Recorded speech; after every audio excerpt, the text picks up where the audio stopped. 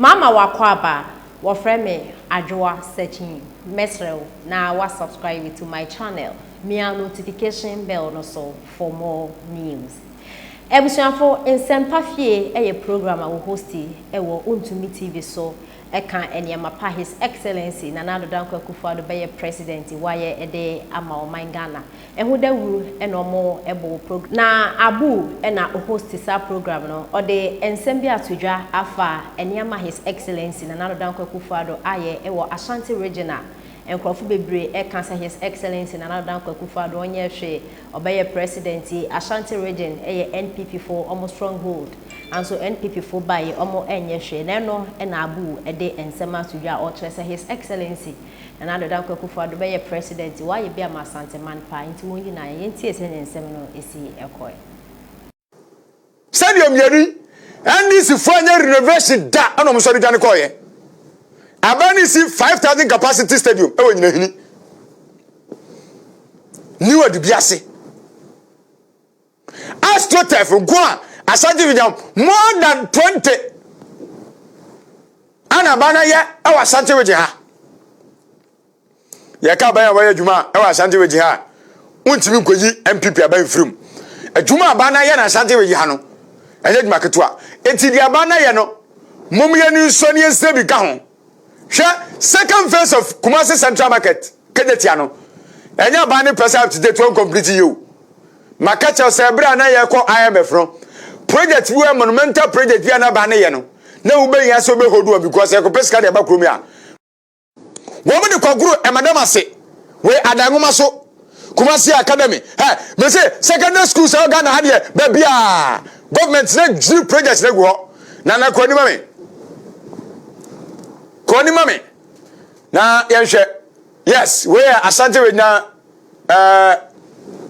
minister for let me mami hwe free hana me hwe baby a we need to support na we 12 units class ba Sunyani senior high school na Oforipani senior high school administration block Benfo SS 12 units class block na ho no we physical project okwa ade esi ho enya de ebo trip na aka ena da ho no na kwani mame aha yes ministers okay kwani mame yes nti project no fa education no ya yini kakra chem kakra nti eno so no nti ya ka na me tira se nyame nim nukrede abayi ba ye fa enwuma hia de ya ka abayi abayi adwuma MPP abayi waya juma wo education ho pa obodwuma anu ohye obodwuma kama obodwuma wo so e de amafo nya ntino yefri wo na memra me ba ye beto aso na yenhwe abusia project ya MPP aban ye bie e wa Asante Vigilant ha na no me ka chel se ye nuanum bi eye press conference wa na press conference a Emmanuel mo Kumasi dwom no ebi eye wo ma sem nyane se omudo omunu se adwuma no a MPP aban na Asante Vigilant no wo mu nya hunu ni yesa wo mo hunu so a emsa kakra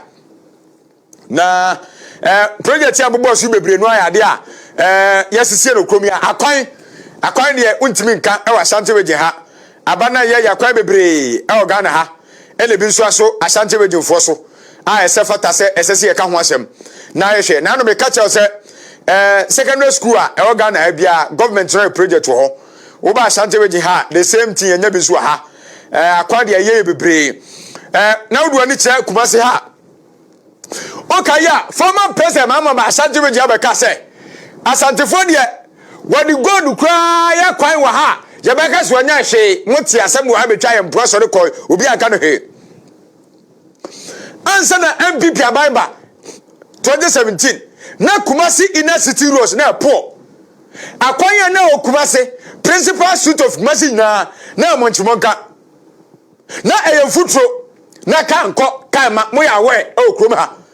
mo Asante Vigilant na mo ya we MPP baye Kumasi inner city roads waye ni nyina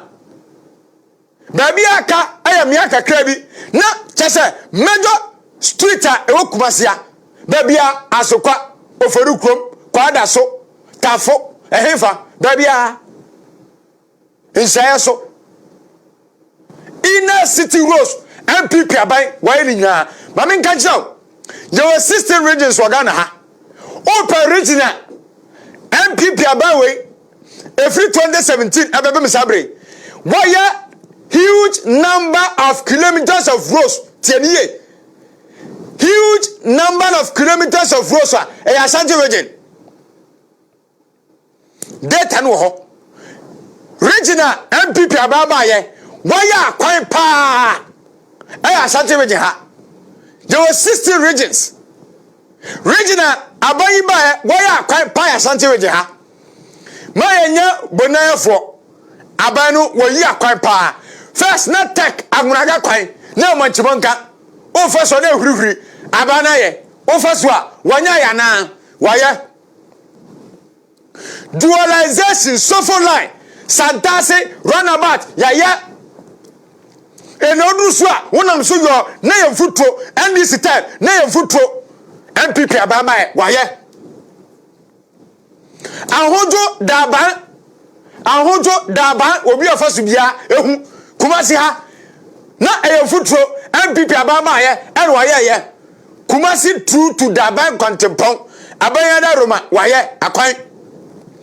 asphaltic road amekom to asokwa aya amekom aya na wuntumi go amekom asokwa nye akwa nyina nya MPP abayada roma sante we hawaye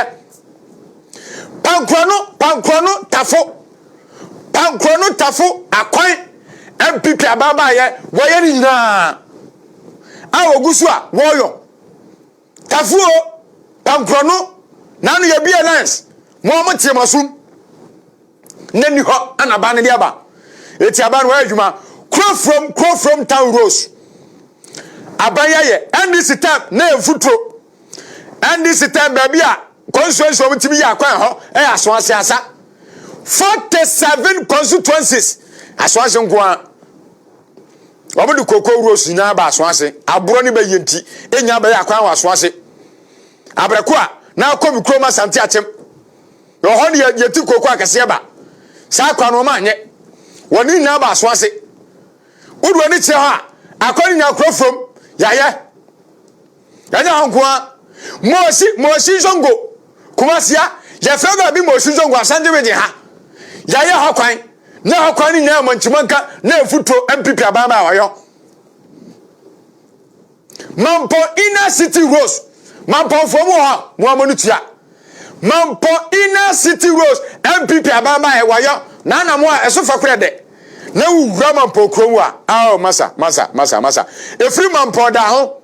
na wura mu akọ yo ninna na ya manchimonka aban ba ye wayo afei mampo tu kofia se kwan wayo insuta tu kwaman peposo na no me kofa so eso fe de keke ninna na ya manchimonka na ya futo MPP aban ba ye anu ye insuta kwaman beposo kwan ya ye nina mi krom korongo